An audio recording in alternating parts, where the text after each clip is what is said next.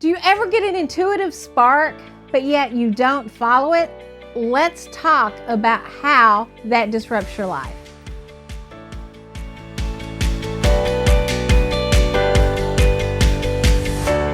Hello, hello, hello. I'm Reverend Sharon Renae, and welcome to this week's Sunday Inspiration, sponsored by Spiritually Centered. And today I want to talk about our intuition, and I want to talk about it from a really deep, thoughtful perspective. We all have this idea of wanting to develop our intuition, and a lot of times in some of the areas that we are looking at is to develop our psychic ability or the ability to do readings or channeling information. Well, I'm not talking about that. I am talking about that divine voice within you that is always, always guiding you, never lying to you, always telling you the truth. The issue is you don't listen to it. We don't listen to it overall.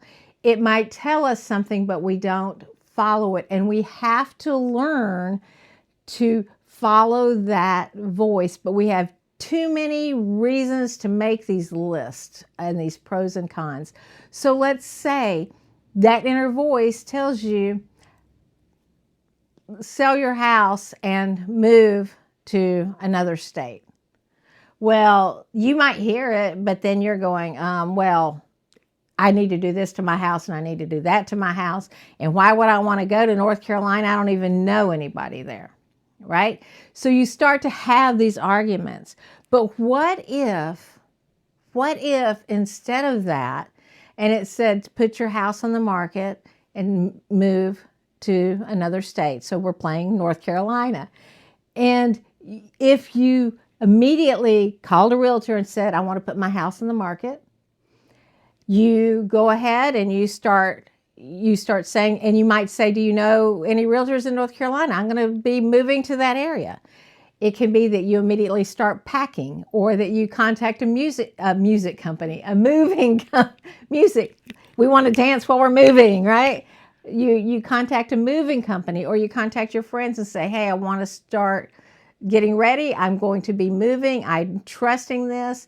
And I've also been guided to take minimal with me. So is there anything that you want before I pack up or before I put things in storage? And then you follow the next thing and the next thing. So I know what's going through your head. Well, that's the most stupid thing I've ever heard. Is it? Because where is our faith in that? Where is your faith? Are you putting it into you and your fear? Is your fear leading your faith? So your faith is subjective. And it's like, well, I'm happy to think about it for 2 years and then maybe I'll look at it. But perhaps if we really allowed ourselves to follow that God voice, that divine voice, that spirit voice, whatever you call it, and we acted upon it, where could we end up? Now, our fear is under a bridge and homeless. Our fear is going bankrupt.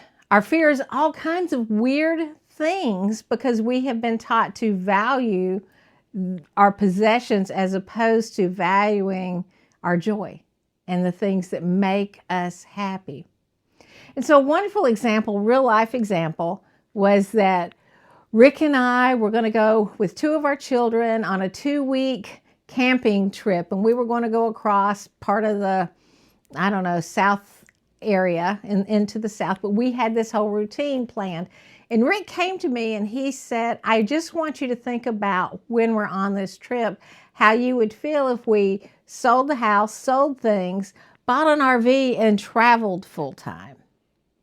And I says, well, I'm open to that. And he's like, wait, I didn't give a chance to explain anything to you or to tell you why these reasons might be good. And I says, no, it feels right. But we'll take the 2 weeks and we'll look at it. And when we did, we came back, and you know what was in our mailbox? Was a postcard that says, hi, I buy houses for cash. I'm interested in yours.